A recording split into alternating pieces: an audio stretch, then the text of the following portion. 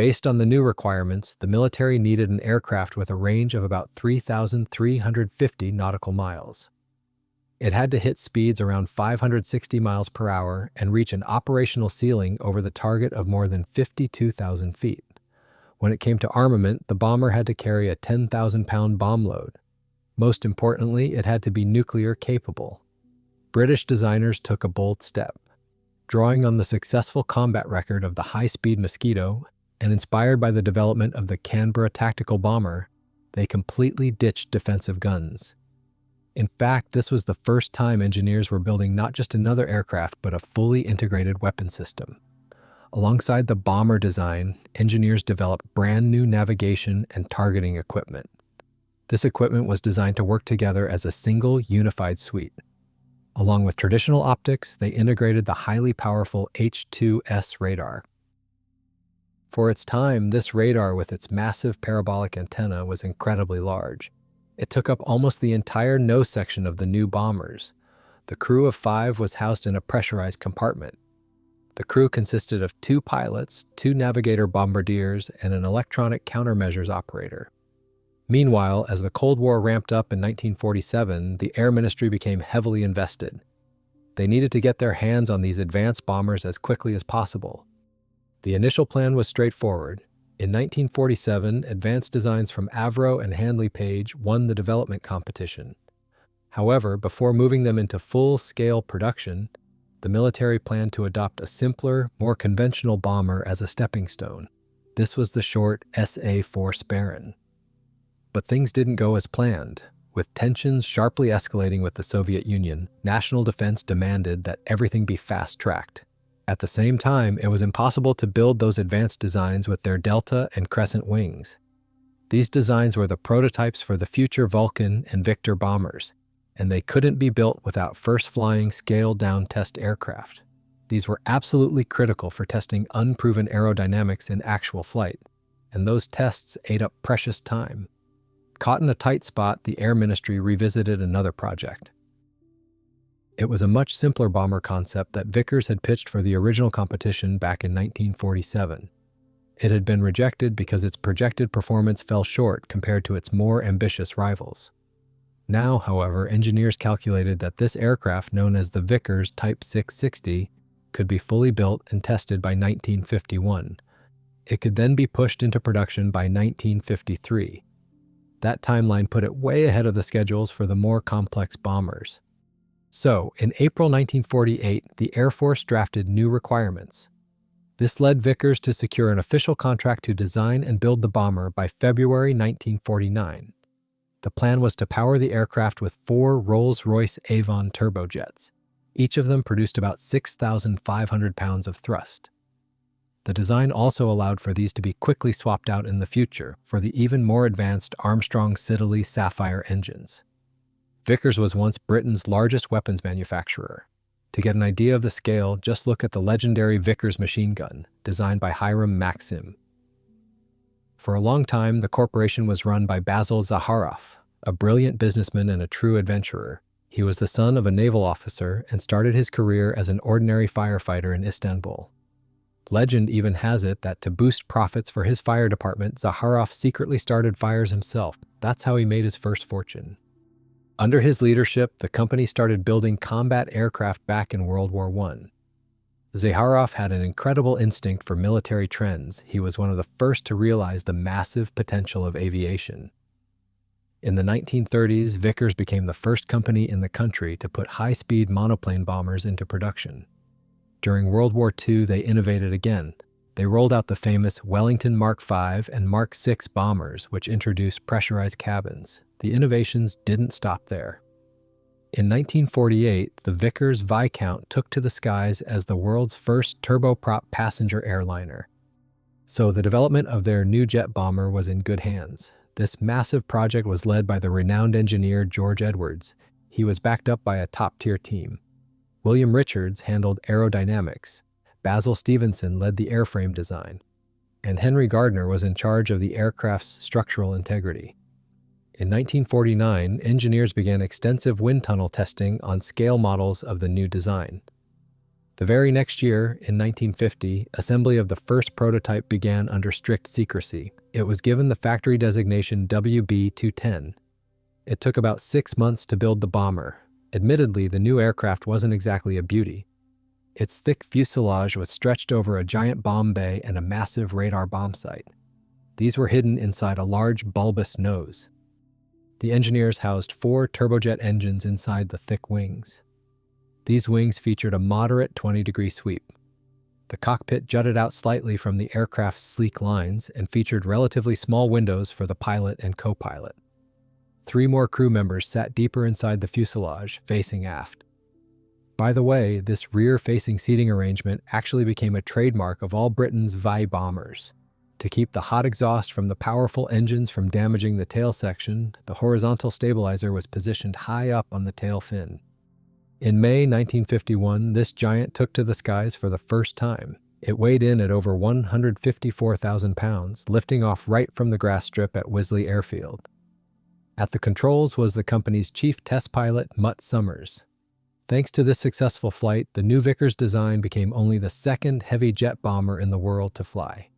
It was beaten to the punch only by the American B-47. But it still outpaced its British rival, the Short Sparran, by a solid 3 months. It also beat the Soviet Tu-16 by more than a year. In June, the Royal Air Force officially christened the new bomber the Valiant. Interestingly, even before that first flight on April 20th, the military had already signed a contract. It was for an initial batch of 25 bombers. At the time, the Korean War was raging. Great Britain was pushing its aircraft manufacturers to accelerate development across the board. Of course, there were the usual teething problems. Like many other early jet bombers, the WB-210 prototype initially failed to hit its target range. Instead of the expected 3,850-mile range, the aircraft could only cover about 2,800 miles. However, the rest of its performance specs were so impressive that this shortfall didn't stall the project. In the early 1950s, a narrative started building around the world that the British aviation industry was slowly taking a back seat. It was losing ground to the new heavyweights, the United States and the Soviet Union. But in reality, the British aerospace industry was still operating at an incredibly high level. In a lot of areas, the Brits were still setting global trends. This was especially true for heavy aircraft. The V-bomber series, starting with its very first aircraft, the Valiant, was outperforming its foreign rivals across key metrics. Around that same time, the U.S. military was pushing forward with its own incredibly ambitious bomber development program. However, the new intercontinental B-52 and the supersonic B-58 turned out to be way too expensive. Actually meeting their performance targets in practice was proving extremely difficult. Because of these hurdles, U.S. Air Force leadership started paying close attention to British designs. When American officials finally got a detailed look at the Valiant, the aircraft left a massive impression. What amazed U.S. pilots the most was the bomber's ability to operate from unimproved dirt strips. By comparison, America's main strategic bomber at the time, the B-47, was far more demanding. It required perfectly pristine concrete runways. Riding this wave of interest, in early September 1951, the chief designer at Vickers personally traveled to the United States. He brought along detailed blueprints of the bomber. High-level discussions seriously explored the idea of building Valiants in U.S. factories under license.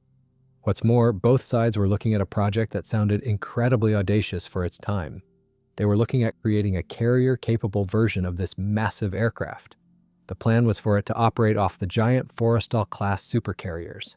This would turn these ships into forward staging bases positioned right off the Soviet coast. Ultimately, these bold plans never materialized. Over time, American engineers overcame their technical hurdles and got their own aircraft sorted out. But the British bomber still left a lasting mark on the history of American strategic aviation. After closely studying the Valiant, designers of the famous B-52 decided to drop the fighter-style tandem cockpit, where pilots sat one behind the other. Instead, they opted for a side-by-side crew layout, much like the one used in the British Vi bombers. In January 1952, a tragic incident occurred. During a test flight, the aircraft caught fire and was completely lost. How did it happen? It all started with the crew attempting a mid-air engine relight. Because of this, unburned jet fuel vapors pooled in the rear of the engine bay and instantly ignited. The worst part was that designers hadn't included any fire detection systems in that specific area. Because of this, the pilots noticed the imminent danger way too late. Within minutes, the wing completely snapped off the burning bomber. The crew fought desperately to escape the aircraft, which was breaking apart around them high in the sky. All 5 crew members suffered severe injuries during the bailout, and sadly, 2 of them later died in the hospital. This crash heavily highlighted one of the most critical flaws of the V bombers. They were incredibly difficult to bail out of in an emergency. The issue was that only the 2 pilots up front had ejection seats. The 3 rear crew members had to leave the stricken aircraft through a standard escape hatch.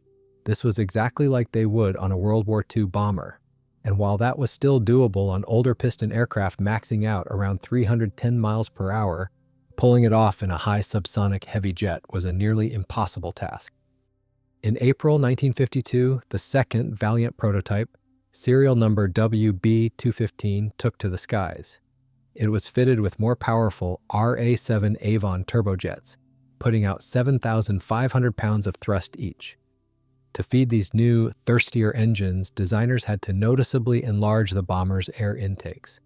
While developing the baseline long-range, high-altitude bomber, Vickers tried something entirely unprecedented at the time. They began working on the Valiant B Mark II. This was a variant designed specifically for low-level penetration missions. Up until then, only nimble attack aircraft and fighter bombers operated down on the deck. Compared to the original aircraft, this new variant featured some major changes. The nose was noticeably stretched to house additional avionics. The wing structure was also significantly reinforced. Because of this reinforced structure, there was no room left in the wings for the main landing gear. Instead, it was housed in large fairings extending past the trailing edge. This was a setup very similar to what you would see on the Soviet Tu-16 Badger. On top of that, the 2-wheel main gear bogies were swapped out. They were replaced by a 4-wheel truck design with smaller diameter tires. To make the bomber as hard to spot as possible during night missions, it was painted overall flat black. This flat black Valiant B Mark II made its first flight on September 4, 1953. However, the design turned out to be a bit too radical, and it was clearly ahead of its time. The Royal Air Force didn't show much interest. Their nuclear deterrent strategy at the time relied entirely on high-altitude bombers. As a result, in August 1958, this unique airframe was quietly scrapped. As for the first production Valiant B Mark Is, they were delivered to the RAF in January 1955. By April of that year, the first squadron equipped with the new V bomber was stood up and fully operational. In October, the aircraft saw its first major operational deployment. It took part in Operation Buffalo, a massive series of British live nuclear weapons tests at the Woomera Range in Australia. Notably, during the ferry flight down under, one crew made an impressive non-stop run from London to Baghdad. They covered a distance of 2,439 statute miles. This was achieved in just 4 hours, 51 minutes, and 28 seconds. Exactly 1 year later, in October 1956, 4 squadrons of Valiants were deployed to Malta. They were sent to take part in combat operations over Egypt during the Suez Crisis. However, international political pressure forced a quick end to the conflict. This meant these cutting-edge British bombers only saw limited action. They never got to fully prove themselves in a prolonged air campaign. Later on, in May 1957, the Valiant once again participated in live nuclear testing. A Valiant was used to drop the first British hydrogen bomb over a small atoll in the Pacific Ocean. The drop was executed from a high altitude of around 45,000 feet. In 1958, Valiant crews became the first in the UK to master the complex but vital technique of aerial refueling. To achieve this, the aircraft were retrofitted with nose-mounted refueling probes. Around that same time, crews also began practicing rocket-assisted takeoffs. They used underwing boosters known as super sprites. These JATO pods were absolutely essential for getting the heavy, fully loaded bombers safely off the runway at hot and high tropical airfields. While the baseline aircraft was built as a conventional strategic bomber, several new variants were eventually developed. A dedicated reconnaissance bomber variant was introduced, with 11 airframes produced in total. Later, they developed a multi-role variant. It was fitted with the extra plumbing needed to act as an aerial tanker using a flexible hose and drogue system. On this version, the refueling package was mounted directly inside the bomb bay. This took up space normally used for the payload. On top of that, several earlier production airframes were completely converted into dedicated aerial tankers. Production of the Valiant peaked in 1956. At the time, the factory was rolling out a brand new bomber every single week. However, by August 1957, the final aircraft had already left the assembly line. In total, Vickers built 104 production airframes across several variants. Add to that 2 experimental aircraft and 1 special prototype designed specifically for low-level flight. These new bombers fully equipped 7 Royal Air Force squadrons. They also equipped 1 reconnaissance and 1 tanker squadron. There was even a dedicated squadron created for highly classified missions. By the way, a standard RIRAF bomber squadron at the time consisted of 8 aircraft. In October 1957, a group of Valiants alongside Vulcan bombers flew across the Atlantic to the United States. There, they took part in a prestigious strategic bombing competition. The crews showed off their skills in precision navigation and bombing. Over time, the RAF began receiving the more advanced Vulcan and Victor bombers. These were equipped with powerful standoff missiles. This allowed commanders to shift some Valiants over to purely tactical roles in the European theater.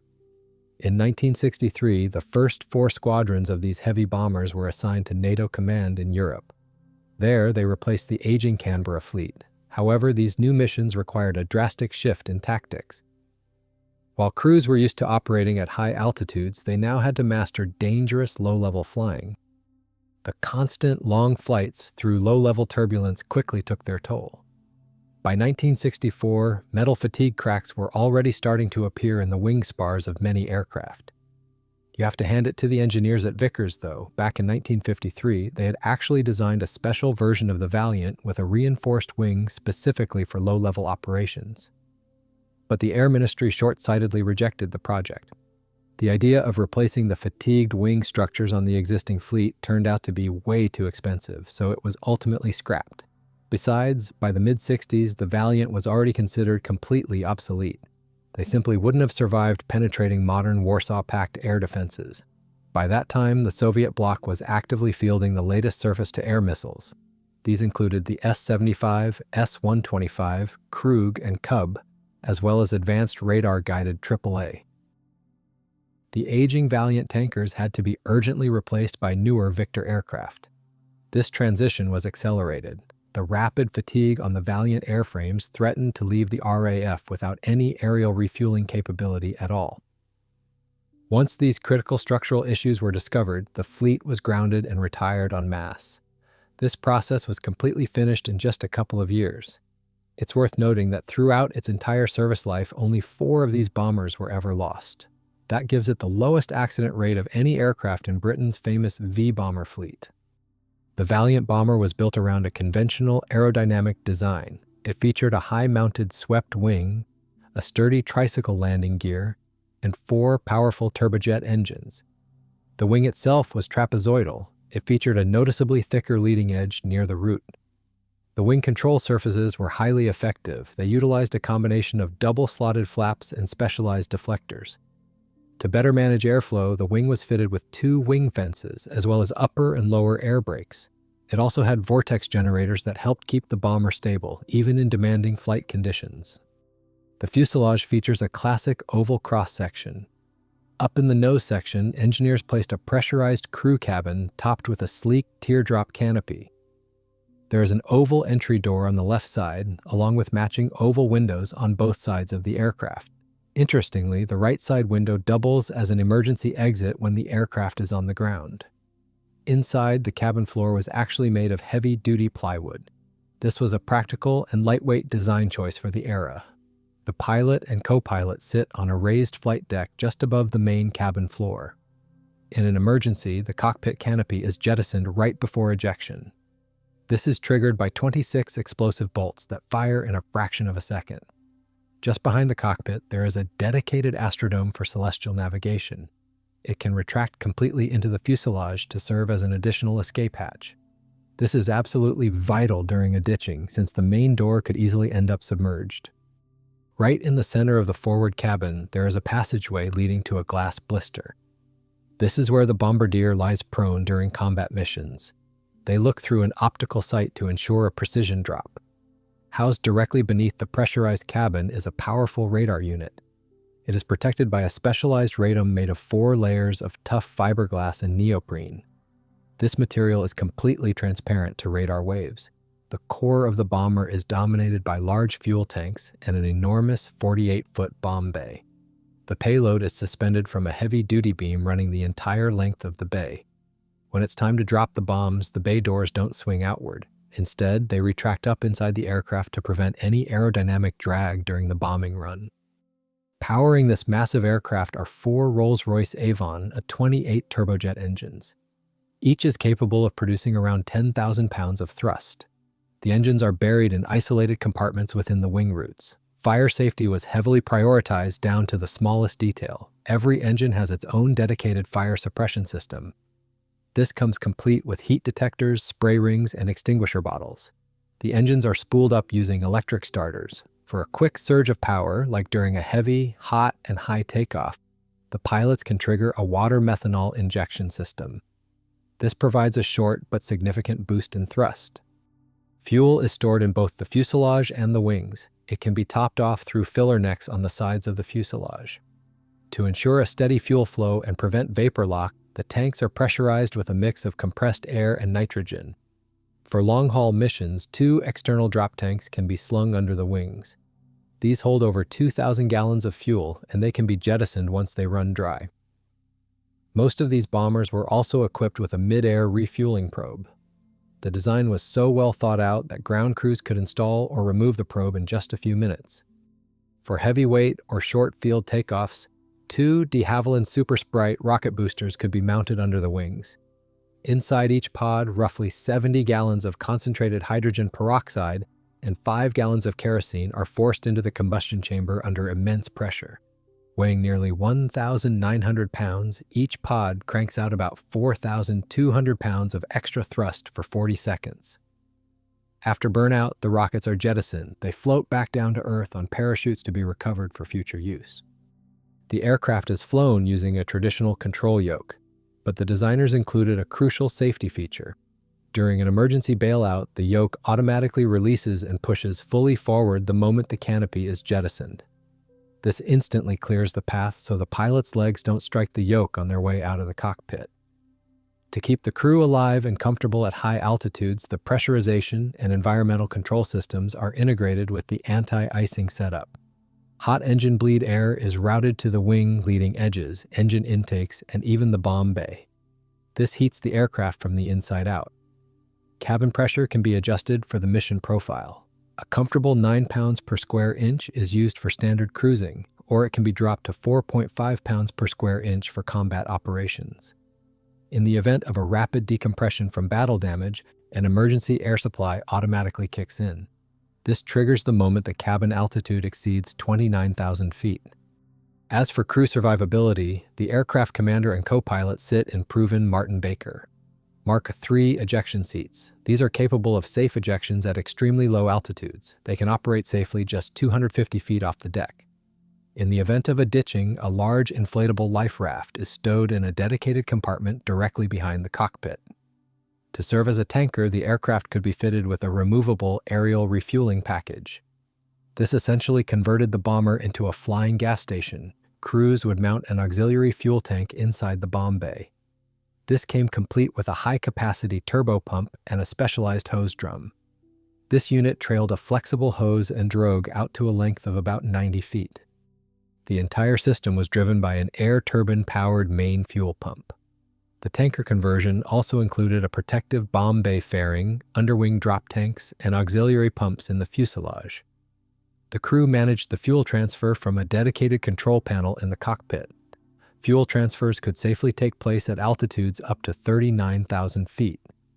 During this process, the aircraft maintained an airspeed of around 375 miles per hour. In terms of striking power, this bomber packed a serious punch. It could carry conventional and nuclear weapons or heavy naval mines. The maximum payload capacity topped out at roughly 20,000 pounds. Meanwhile, a standard combat load sat right around 10,000 pounds. For strategic missions, the bomber could carry a single, devastating nuclear weapon. This weapon weighed nearly 10,000 pounds. If the mission called for a standard bombing run, the aircraft could be loaded with a massive conventional payload. It could carry up to 21 1,000-pound bombs. But when it came to defending against enemy interceptors, the designers left it completely unarmed. There was absolutely no defensive armament built into this aircraft whatsoever.